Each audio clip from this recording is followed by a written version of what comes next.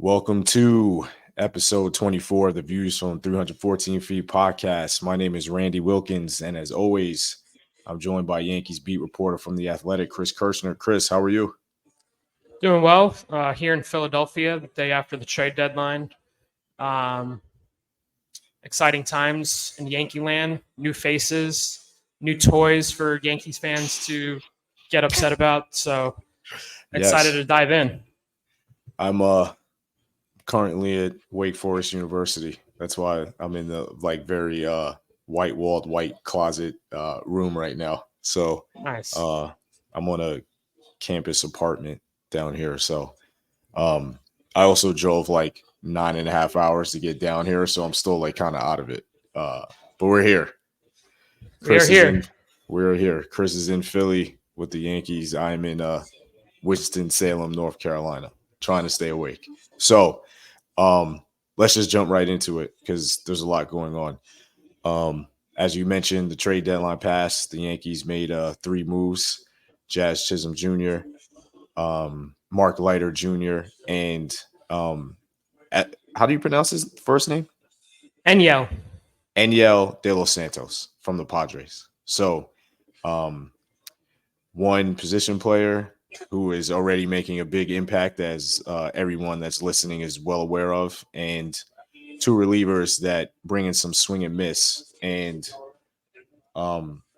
we can talk about the specific acquisitions that the Yankees have made, but I also think it's important to talk about them in the larger context of how this entire trade deadline went down, because there's been such a strong reaction to the Yankees deadline moves that I think is begging for context here, because it's not just what the Yankees did, but it was how the industry kind of treated the whole thing collectively. So I know that you wrote a piece that I think came out this morning that detailed your thoughts. So please share them with our audience. I mean, I think a lot of fans were upset with how the deadline went down. But when you look at just the landscape in general, I mean, not many game changers ended up getting traded.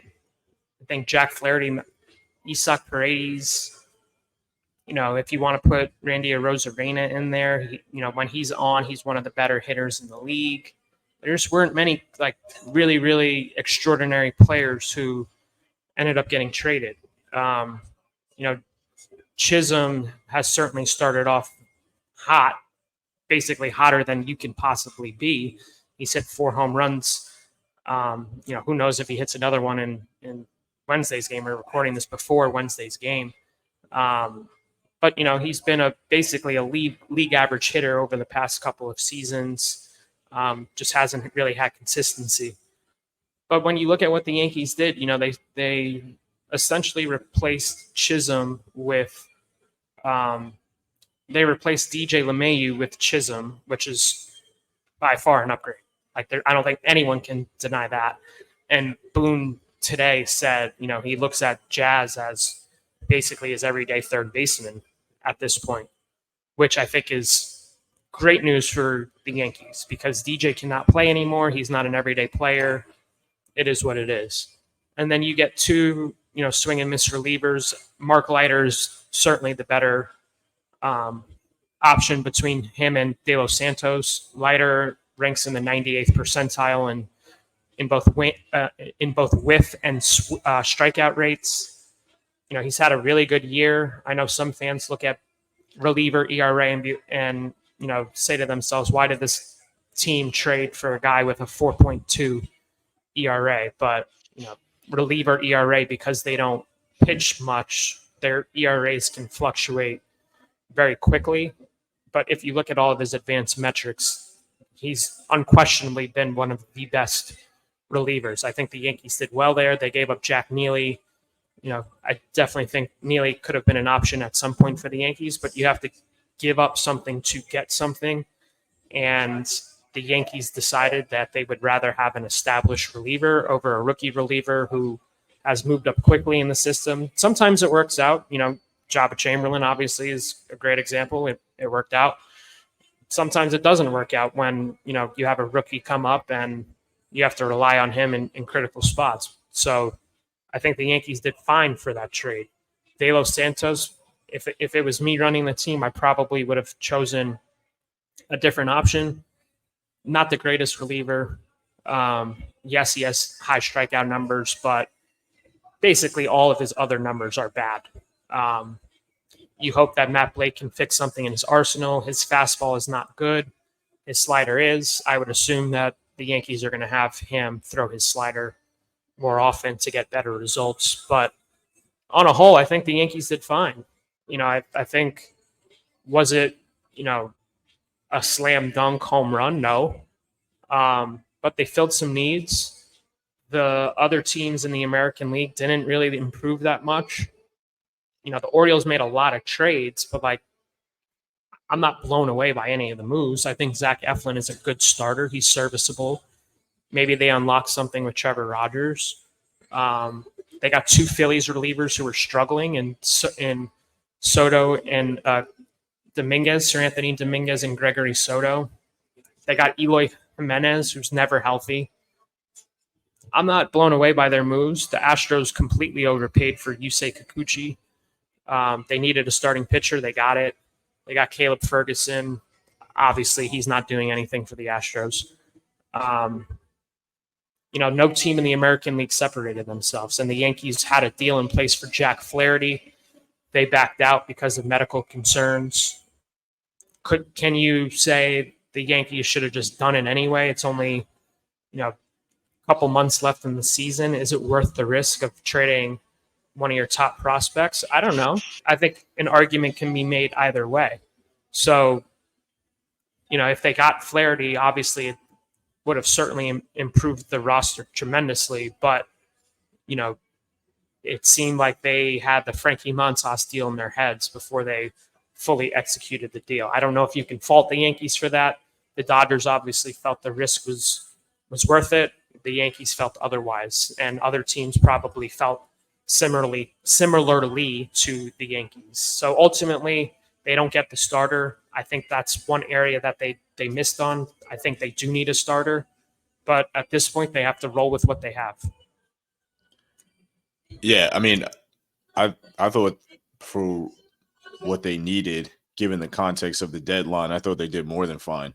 I mean, I think Leiter is a sneaky, under the radar, really strong move. He addresses everything that they needed out of the bullpen.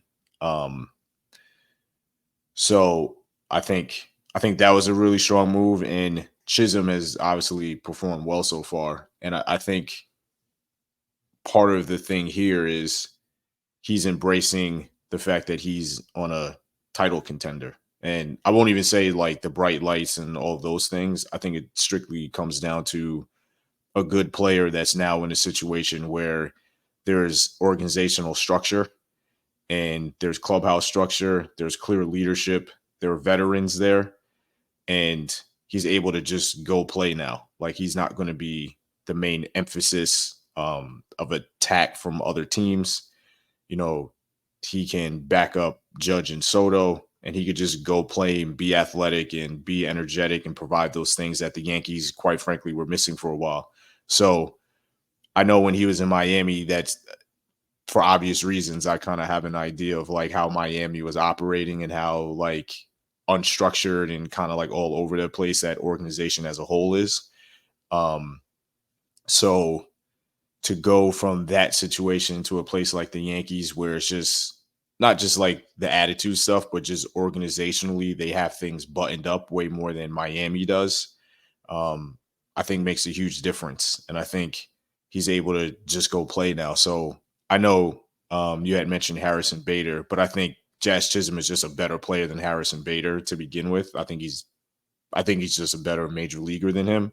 But I also think part of it too is Jazz is going to be able, hopefully, for a sustained run of time while he's a Yankee, to like really settle in and embrace the fact that he's in a quite frankly better situation, and there's leadership there. I mean, we a lot of us know about the comments that he made about former teammates that had moved on, and I know a lot of people focus on those specific comments, but I think he was saying something larger about the organization that he was craving. And it was very clear that he was looking for certain things so that he could excel. And I think he's found that with the Yankees and he's taking advantage of it. Do I think he's going to hit a home run every game, 2 home runs every game? No.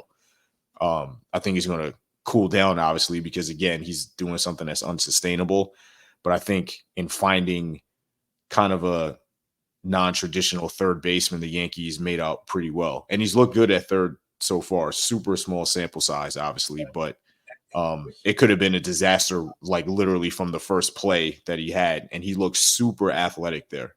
You know, I think just some of the plays he's been able to make have been like really impressive for a guy who's never done it before. I totally agree. And the first day that he played third base here in Philadelphia, I was watching him in warmups and he did not look good at all. I was like, oh man, this is going to be a disaster. Yeah. And then he gets in the game and it, you know, he looked like he had played third base numerous times in his career. So, you know, again, as you mentioned, it is a small sample size. So I think fans definitely need to temper their expectations. And you mentioned Harrison Bader. You know, I tweeted out on Tuesday night that, you know, a lot of fans were crowning Harrison Bader as the next Mickey Mantle in the playoffs because he hit 4 home runs.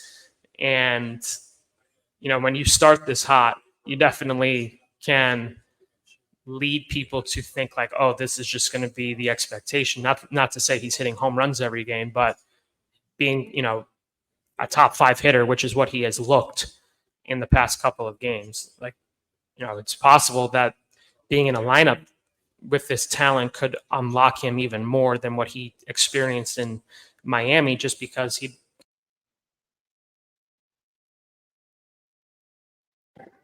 Sorry about that. My microphone went out, but he didn't have any, you know, he didn't have much major league talent in Miami. And, you know, he gets to hit around Aaron Judge, Juan Soto, Giancarlo Stanton, you know, Glaber, however you feel about him. There's just more talent in this Yankees lineup. And pitchers are going to have to attack him differently than what they did in Miami. In Miami, you know, essentially if you get Jazz out, there's just not much around in Miami's order. So, you know, pitchers were certainly pitching him like he was Aaron Judge because there's no one else in that lineup. So I do think that being on a better team can unlock him even more. You know, a lot of people think he is a star because he was on the cover of MLB The Show. Yeah, he hasn't performed like a star, but if he is even a slightly above league average bat and he's fine defensively, I think that's a huge win for the Yankees, just given that they're playing DJ LeMahieu every day and they had no plans to move off of him if this deal didn't come through. Like we would have been seeing DJ every day or Oswaldo. And Oswaldo, you know, he's fine, but again, he's not anything to write home about. So, you know, I think just in that regard, if Jazz is a slightly above league average bat, he's fine defensively. I think it's a win for the Yankees. You know, they traded away Augustine Ramirez, great hitter in the minors, but there's just nowhere to play him on this roster. Like he doesn't have a place. He didn't have a place on the Yankees because Austin Wells is the catcher of the future. Ben Rice is at first base. They probably could upgrade first base if they wanted to in the offseason. And Ramirez is not good defensively at first base. You know, it's certainly possible that he could end up being a really good player for Miami or whoever if they decide to trade him in the future. But I think it's worth the risk, especially for someone who can impact not only this year, but, you know, moving forward as well. He's under team control for 2 more seasons. I would be stunned if he wasn't the second baseman next year because I don't think Gleyber Torres is coming back. So you have a cost-controlled middle infielder for the next 2 seasons in Jazz. And again, being on a better team, being in an organization that has better structure may, you know, have him become the player that I think many fans and people in the game expected him to be. Yeah, I mean, for this year specifically, the bar, quite frankly, is on the ground for Jazz. I mean, anything he does is probably going to be better than what they were getting at third base all season. So, you know, I don't think that there's anything.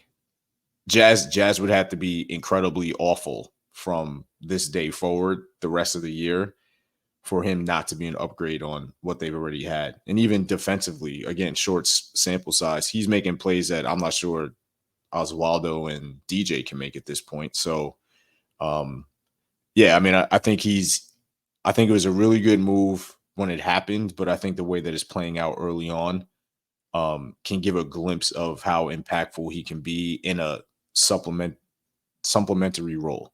And that's what they needed. Essentially, they have the two big players, and we've been saying it, they have the talent to win the World Series, but it need to play up to it. And I think what the deadline needed to be was to get these other pieces to surround the guys that they already have. But regardless of who they brought in, the core guys need to play better. And that was part of the issue during this like really bad stretch where you can basically pick a name out of the hat outside of Judge and Soto and say this guy's not playing well enough. And then Wells stepped up, Glaber's hitting, Ben Rice is starting to get some results back that were similar to when he first came up. Um, the starting pitching looks like it's starting to get back to where it was a little bit. I thought that Hill was really good against Philly. Rodon has been fantastic his last couple of starts. There's the issue with Cole, but that might just be related to his stomach bug and still trying to get into like elite game shape for someone at his level who's playing catch up the entire time. But I think they did well at the deadline given the context.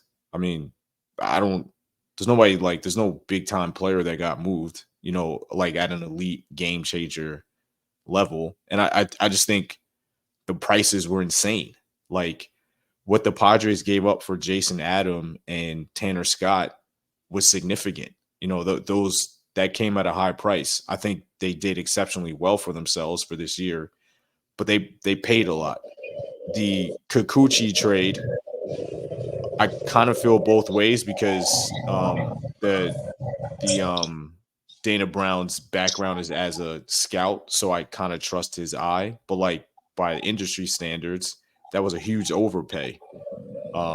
You can go look at all these deals and see how like expensive they were, and then when you start putting all those pieces together, if you're looking at it from a Yankees fan perspective, like the Yankees did pretty well, considering all the factors that go into it. And like you said, I don't think any team got like significantly better.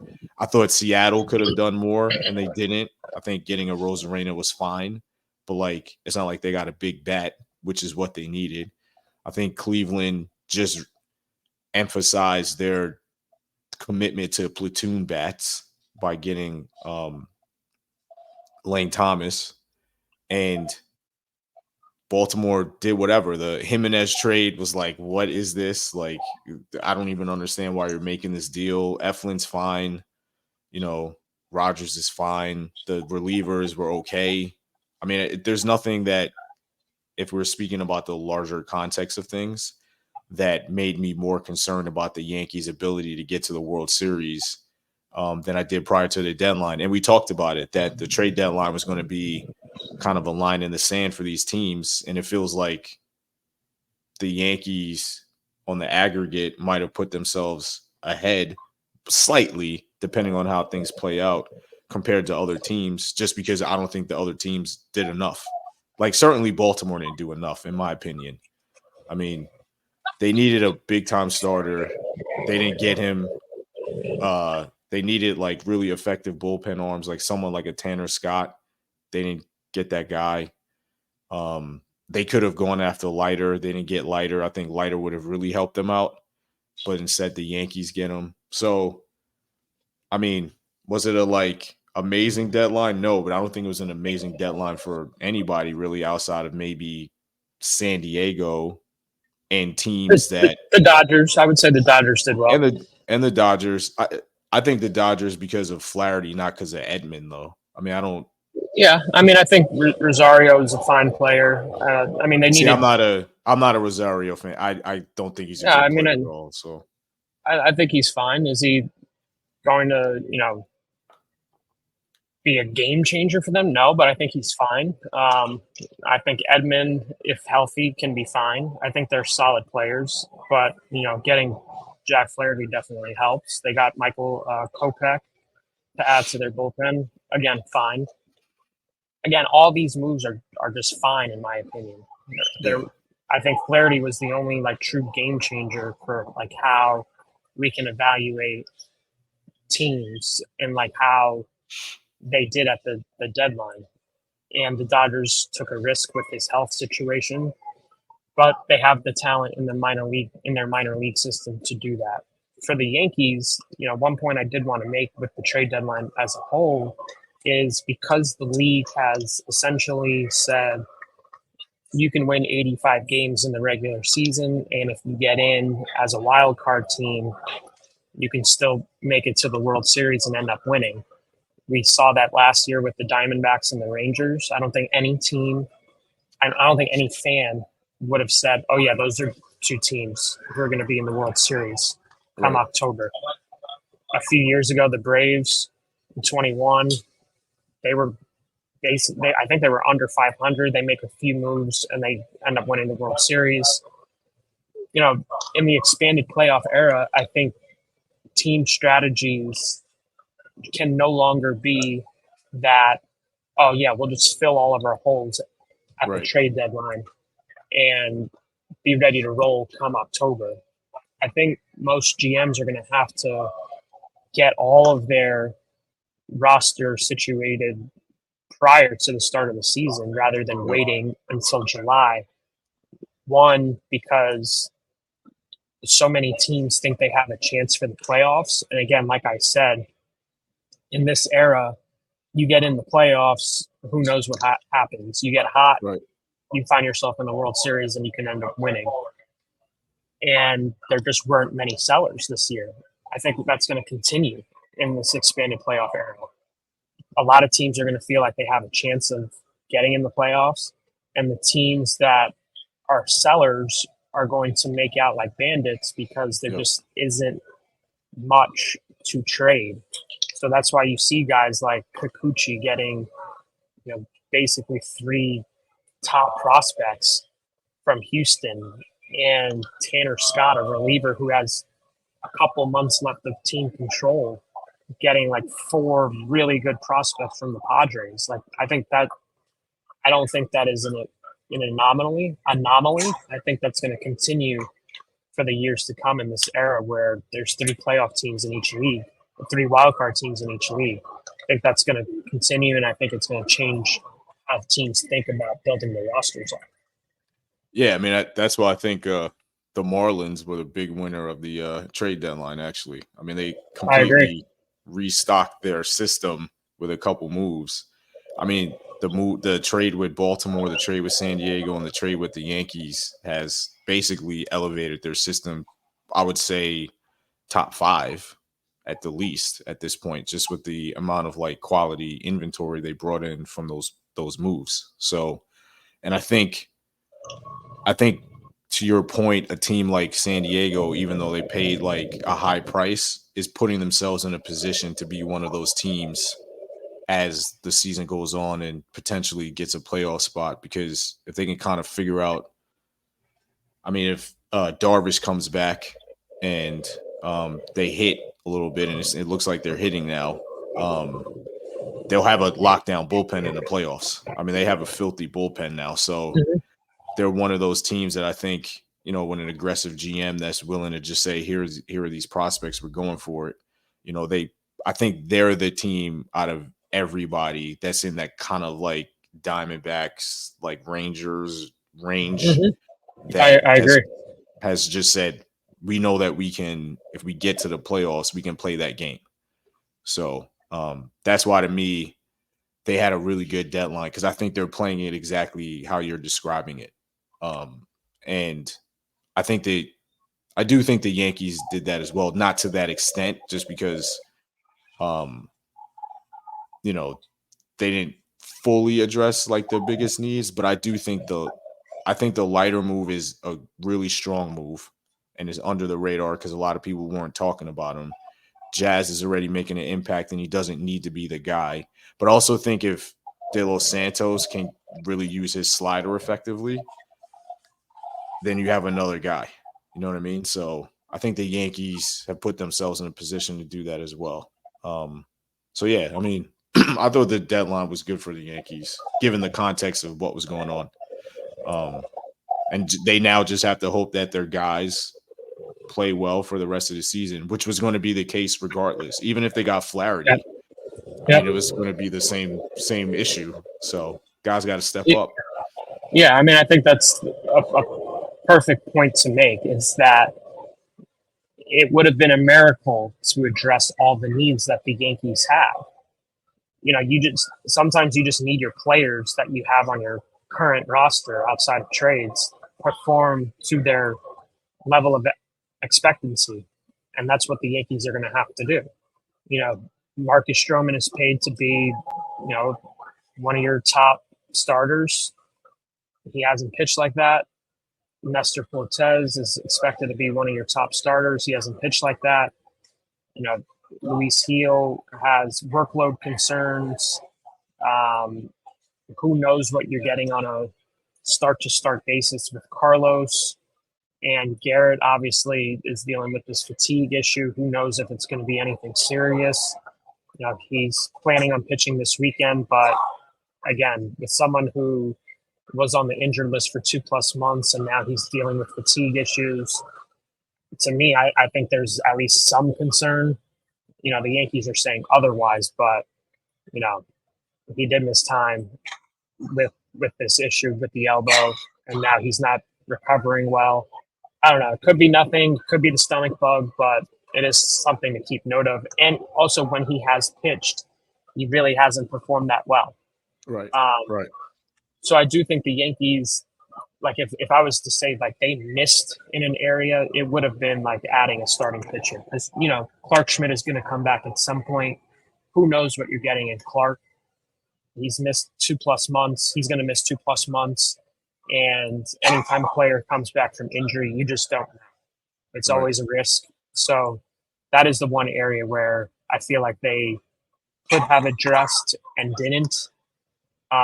Because, you know, you shouldn't have to rely on guys like Cody Poteet and Will Right. Warren, who I thought pitched fine in his major league debut. You know, this team has World Series aspirations. So even getting like a serviceable starter, I feel like could have been something that the Yankees chose to do. And again, it's important to note that they were targeting a top of the line starter in Flaherty, but they backed out because of the health concerns. So it's not like, you know, Cashman is going to talk here this morning in a little while, but you know, I am curious to know like how he thinks of the starting pitching depth that he has, because obviously he can't be thrilled with it if he was targeting someone at the top of the rotation of what the Yankees, you know, would have had going into October. It probably would have been Cole, Flaherty as your games 1 and 2 starters. So I am Right. interested to hear what he has to say about how he thinks the starting pitching has performed. Yeah, and before we get to break, I mean, Chris is reporting it, Ken Rosenthal is reporting it. I'm not an insider or journalist, but I'm also saying that there was a deal in place. Wink, wink. So, yeah, I mean they wanted Flaherty, and it was going to happen until the medical stage. So, I mean, they tried. You know, if they're uncomfortable with the health, you can't really. I mean, I guess like you said, I can see it both ways, but I would have liked Jack to be here for personal reasons because that's my guy. But I get it from an organizational standpoint. You have to be responsible to the franchise, and you have to like make certain decisions if you're being told that the medical side of it is iffy. So I get it. So speaking of playing well, looks like the Yankees have done that, and we will get into that conversation right after this break. And we're back. It's Randy. It's Chris. Um, Chris has to go to the Brian Cashman media availability soon, so I'll finish out the podcast with the mailbag later on, just so everybody has a heads up. And if they don't want to hear me answer your questions, they could get out of it as soon as this segment is over. So I'm giving you guys a heads up. But yeah, before we went to break, we briefly mentioned that the Yankees are starting to play better. They won the series in Boston. They've now won this series in Philly. Two of the better teams in the league, and the Yankees have, since that game Friday night in Boston, that they had a chance to win as well. They've certainly looked better over the last couple of games. So, what are your impressions of the Yankees over the last couple of games?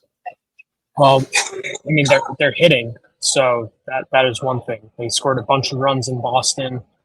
They're scoring against Philly, and Philly has arguably the best pitching staff in all of baseball. And they're slugging. They're just doing everything right offensively in these past few games. Again, I don't know if that's going to continue or anything like that, but it is encouraging that they're hitting as well as they have. You mentioned it before, but the starting pitching has been better with Luis Gil and Carlos in particular. Those guys have done really well. I'm very curious to see how Nestor looks against this Phillies lineup. Pitching Wednesday afternoon, if you're listening to this at some point in the future. Very curious to see how he looks, because in the past few outings, he really hasn't performed well at all. For the most part, the bullpen is held up. Guys are making plays in the field. Like, they're playing like a really, really good team right now. Right. Dare I say a corner has been turned? I don't know. I don't know if we've reached the corner yet, but it is encouraging to see them play well, considering just how terribly they have played for the past 7 weeks or so. It is encouraging that they've beat Boston, who's in the playoff race, and then Philly, who's the best team in the National League. And also, Tuesday's game was just a really good, resilient win, because they could have easily folded at any point in Tuesday's game, and they didn't. They had a rookie starter and Will Warren on the mound. Warren, again, pitched fine. He wasn't great by any means. He gave up a mistake to Austin Hayes that found the seats for a 3-run homer. Yankees could have just packed it in at that point, but they didn't. Jazz hits a 3-run homer to give them a lead. Clay Holmes falters in the ninth, blows the save. Mark Leiter comes in fresh off the airplane, throws a scoreless inning. Michael Tonkin has 2 really good innings and gets the save. It was a really great win. I think it might have been the best win of the season for the Yankees, honestly, with everything that went on in the game. But yeah, they're playing well. We'll see if it continues. With baseball, it's such a small sample size to say corners have been turned or anything like that. Right. All I can say is they're playing well. We will see if it continues. Yeah, a couple of things for me. The most important thing is that they started slugging again. I mean, that's been the difference offensively. They're hitting the crap out of the ball again. And there's so many conversations with so many different people talking about contact approach, and they needed to do this and they have to do that. And it's no, they're the Yankees. That is historically their profile. That's how they're built. Has won them 27 championships. They hit the crap out of the ball better than most franchises do. So they have to get back to who they are. And as soon as they do that, they've been successful. Ben Rice hitting the ball really hard, whether the results were there or not. I mean, he was striking out a little bit more than you were probably but he was still having good at-bats. And when he did make contact, it was loud contact. Austin Wells has taken that leap, apparently, and that comes with slugging the ball. Volpe is finally back to hitting the ball hard. A lot of his contact is high quality good, impactful like contact now, and you can see the difference. Like he's a better hitter now, right now, than he was for the last like 2 months or whatever. Chisholm, obviously, with his power run right now. I mean, you just see it up and down the lineup. And I don't know what changed, but it's nice to see that they're finally driving the ball. And I think that that's made a huge difference because they can just score runs immediately. I mean, that's what you need to do. And as you mentioned, they're facing a great pitching staff and they've been beating them up. And it's all come from driving the ball. So that needs to continue, obviously. Um, I am curious about the whole like turning the corner thing because I specifically have been like very critical on how they handle adversity. But I do think it's interesting that some of the new guys or like relatively new guys are the ones that really contributed to the win last night. And I agree. I think if it wasn't their best win, it was a top 3 win for them this season. But like a lot of the contribution came from guys that like had nothing to do with this team for not that long. Um, Jazz obviously just got here. He was like their best hitter yesterday, I would say. Leiter came in and had a big outing given the situation. And Tonkin hasn't been around that long, but like really stepped up. And not to say that the other guys on the team didn't do that. Everybody contributed. It was truly a team win. But I did find it interesting in the whole context of like turning the corner that the new guys just was like, no, we're not going to lose this game.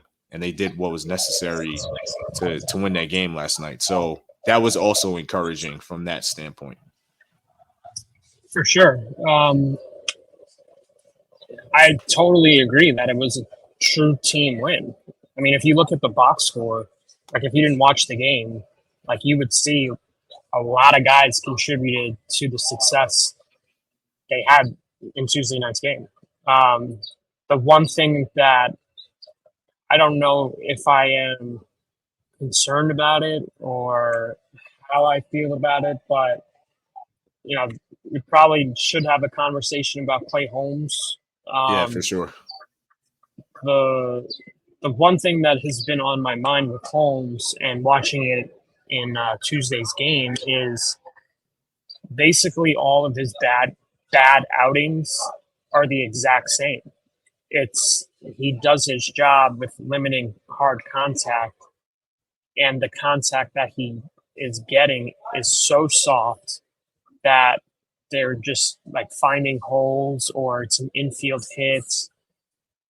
I don't know. Like I asked Boone about it pregame. It's like, is there anything defensively that you can do moving forward to kind of mitigate the quote unquote bad luck that Holmes is getting? And he joked like, maybe if we put like a 10th or 11th guy out there, it'll make a difference. Right. Like in Tuesday's game, basically like all of the contact that Philly got off of him were just dribblers or bloops or whatever.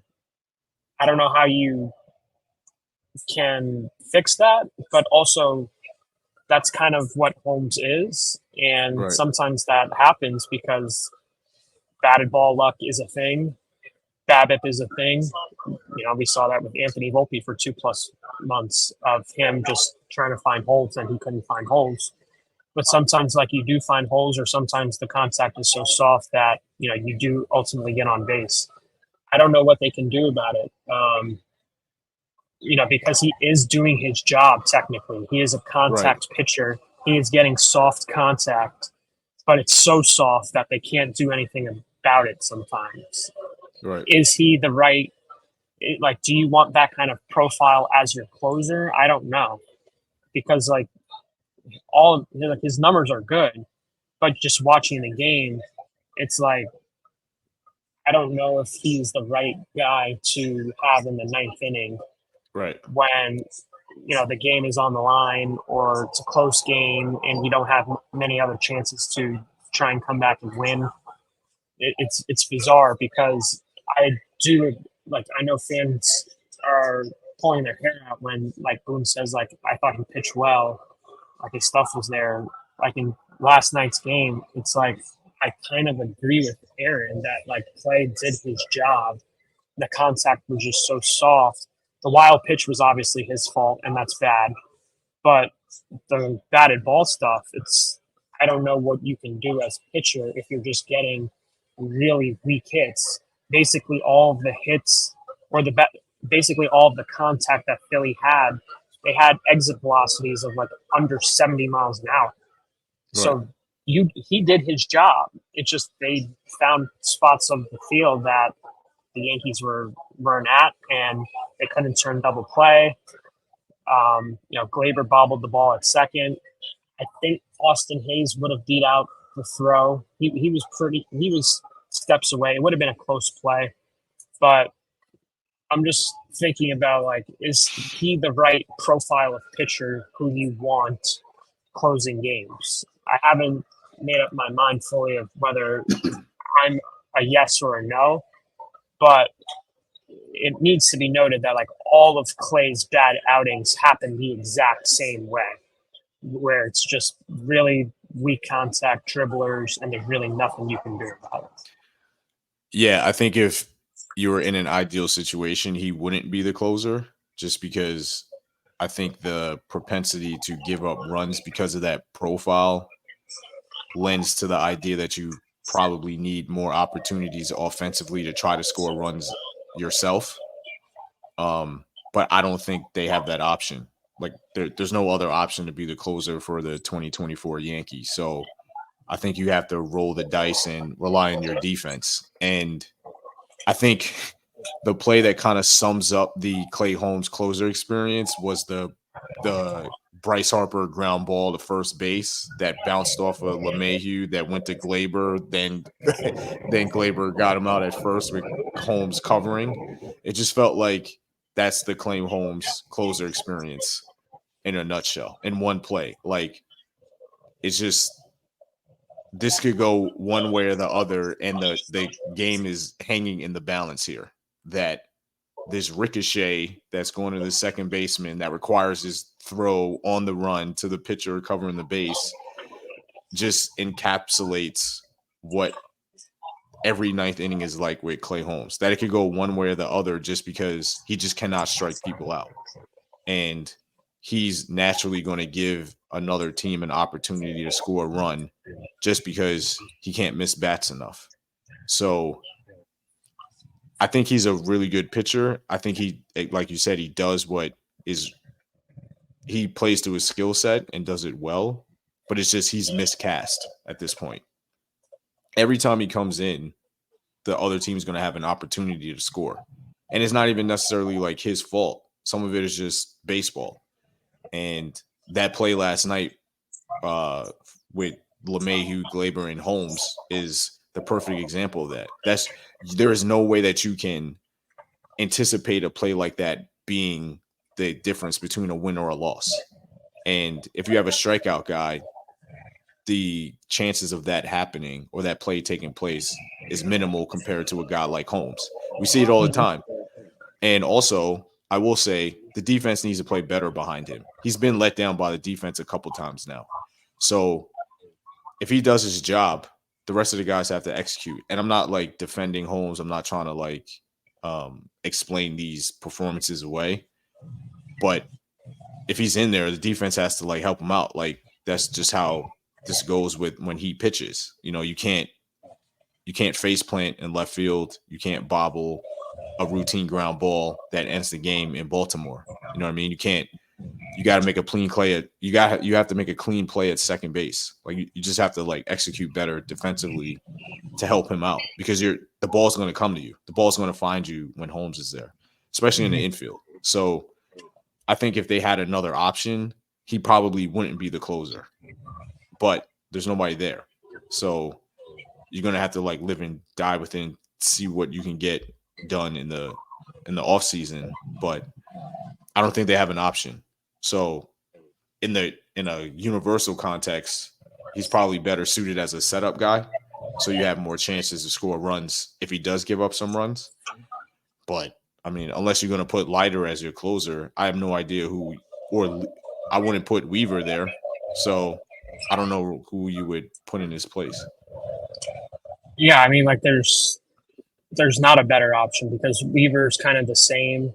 He's had better results than Holmes, but he's also someone who mostly pitches to contact like Holmes. It's harder contact, but he is someone who pitches to contacts. He can get strikeouts, but that's just not his profile. Um, Leiter, we don't know how he's going to fit in with New York. He does have the stuff to be a closer at some point because he has strikeouts and he has a high ground ball rate like Clay Holmes. So it's certainly possible that he could be an option, but again, there's just not a great option available. So I suspect that Holmes will continue being the closer moving forward, and they're just going to have to hope that luck starts going his way rather than the opposite way. Yeah, I mean, I think it's really a conversation that begins and ends with that. There just isn't another option. Like, there's nobody to really turn to. So, I certainly can see in October when we're talking after a game where the same issue creeps up and they lose a playoff game. Like, I wouldn't be stunned that happens just because of the fact that this is what you have in your closer who gives up contact, and sometimes you can't control where. I mean, not sometimes, you cannot control where the ball goes. So it would not stun me at all if they end up losing a playoff game because Holmes allows contact, and this is just what you have to live with. I mean, it wouldn't stun me if the Yankees' playoff chances hinge on their pitching staff, period. I mean, the offense has had terrible moments, but there's enough talent and generational talent in the lineup to come through in the playoffs, presumably. To me, it's the pitching staff. Like, everything is going to come down to, can their pitchers execute when they need to execute in the playoffs? And I think one thing that does work to their advantage is I don't see many lineups that out of the playoff contending teams that you go into a series and you're like, oh man, like this is going to be like a really tough matchup.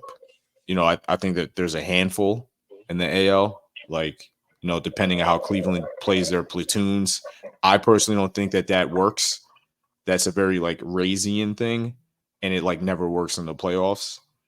Boston, I keep saying, like, unless you have power guys, it's not going to matter. Like, that go athletic running the bases thing is not going to work in the playoffs in modern day baseball. The Mariners don't really have a lineup that imposes you. It's really just Baltimore. So I would put Houston in there. If Houston is on, I don't think you can discount them. They do have a lot of good talent in their lineup. They do, but I think with their pitching staff, they're going to have to score a lot of runs. Like, I agree with you. But I'm just saying, with like just from a lineup perspective, I do think they have a lot of time, a lot of talent. Yeah, no, that's a good call. So it's Houston and Baltimore basically. So the other teams in the field, Minnesota, okay, maybe Royce Lewis gets like nuclear, which he's more than capable of doing, and then that changes the equation. But I still think you can pitch to that lineup. Seattle, same thing. Cleveland, the same thing. Kansas City, the same thing.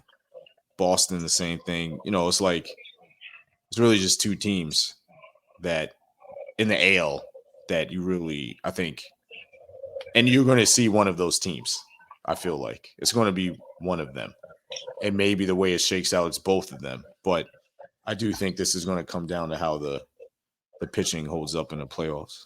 So, all right, so we're going to go to break because Chris has to go and do his job and speak with Brian Cashman, and then we'll be back, or I'll be back after this break with the mailbag. All right, and I'm back. I would normally say we, of course, but it's just me now. So I'll hop into the mailbag, try to answer these questions to the best of my ability. So let's get going.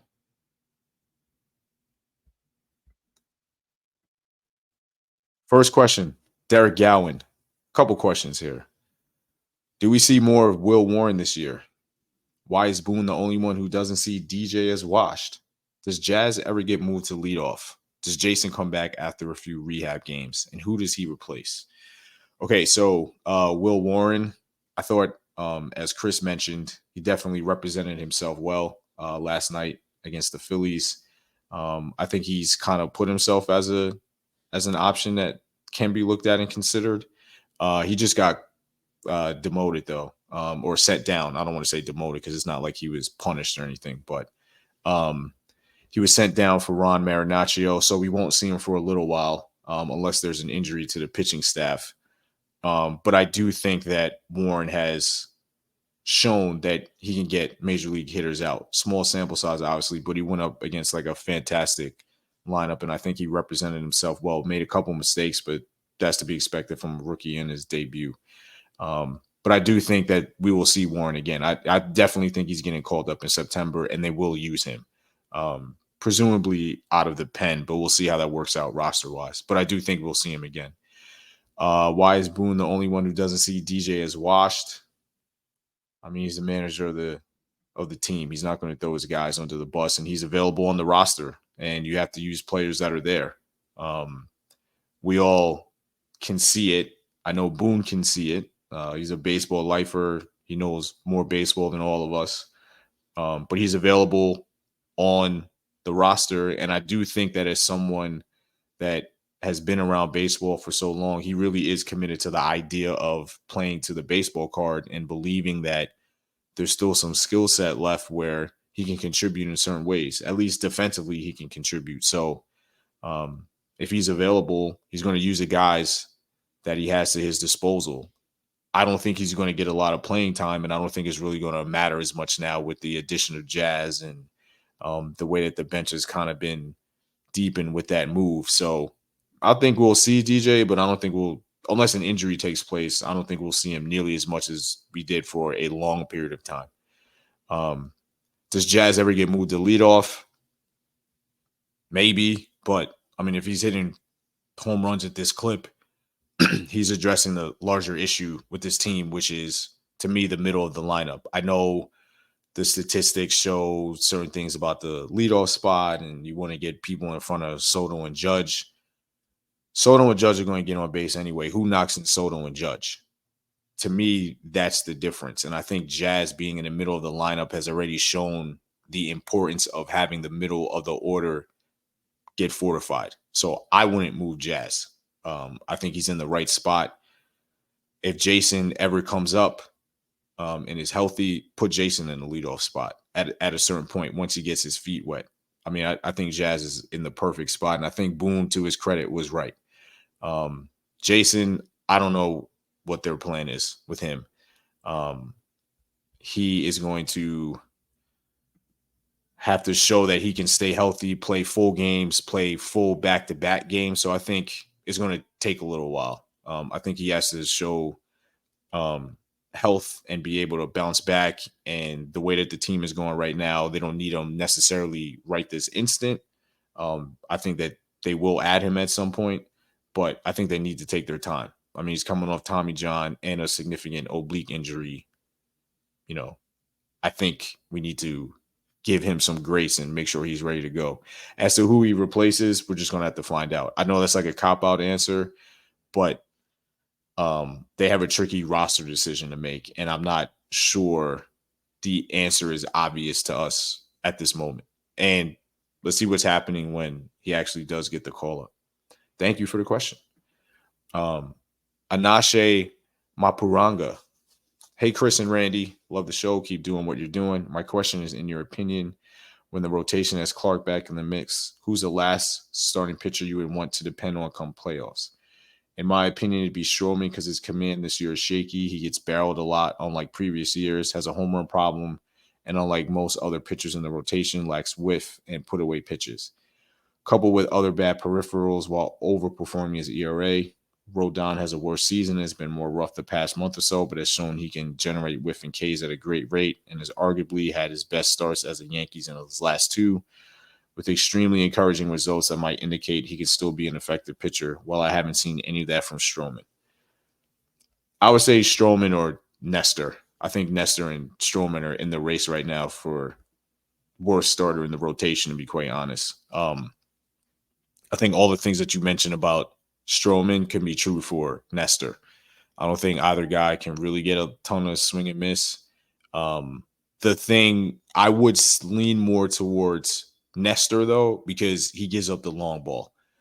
Stroman's ground ball rate is still pretty good, which fits his profile. And I know he's giving up some home runs, but like if Nestor misses, he's going to give up a home run or a loud contact. He's not really a ground ball guy. He's more of a fly ball pitcher. So I think if you're thinking about the playoffs, you don't want to give up slug. So I would say Nestor is actually the guy that I'm more concerned about, just because when he makes mistakes, which has been happening a lot, they go very far. And at least Stroman can get the ball on the ground, which, and then you're relying on your defense and you can kind of outperform your expected ERA and expected stats in that manner because your defense can help you out. Nobody's going to defend a home run. So I would say Nestor, but I totally get what you're saying about Stroman. Clay Holmes, hey guys, I'm not a person to overreact to a couple of bad outings. I'm really not. But after 6 weeks of almost unbelievably unreliable outings, is there a chance Holmes loses the closer spot? Even if it's just a temporary measure to get him back in his early season groove, or will it just be more he's going to turn the corner soon stuff? Dig the pod. Thanks, Dan from the South Bronx. So we spoke about this in the last segment, but I wanted to honor Dan's question. I don't think you have an option. Who's the closer? Even in the email, there's no suggestion about who can replace him. Not to say anything about Dan, not to say that he should have one. He's not the manager, but who replaces him? Who's the temporary replacement that you feel confident can get 3 outs in the ninth? I don't think that there's a guy. Luke Weaver, we mentioned, he also gives up home runs. Clay Holmes generally does not. I think Holmes is the closer. We talked about it in the last segment. I don't think that there is a viable option, even in a temporary capacity. We don't know what Leiter can do in New York. I think they're stuck. And I think there were some bad outings that Clay has had, and you can tell when he's walking a lot of people and his command is all over the place. But I mean, generally over 6 weeks, I think he's done enough to get the job done. It's just weird baseball stuff where his defense let him down, or he gave up some hard contact on the ground that went in the right spot. I think we're just going to have to live and die by Clay Holmes, the closer, and hope that it works out. So not the answer you're probably looking for, but I'm not really sure what the other options are. And it's very clear that Boone is committed to Holmes because I think he sees and the organization sees what we're talking about. Both in terms of options and how the games have played out. That's just his profile. You're going to live or die by that profile. Brian Restuccia, hey fellas, can't wait to hear your opinions on the Yankees trade deadline moves. Looking at the numbers, Leiter is more of a swing and miss guy over Holmes. Can you see him as a closer and Holmes being a part of the bridge to get to him? No, not yet.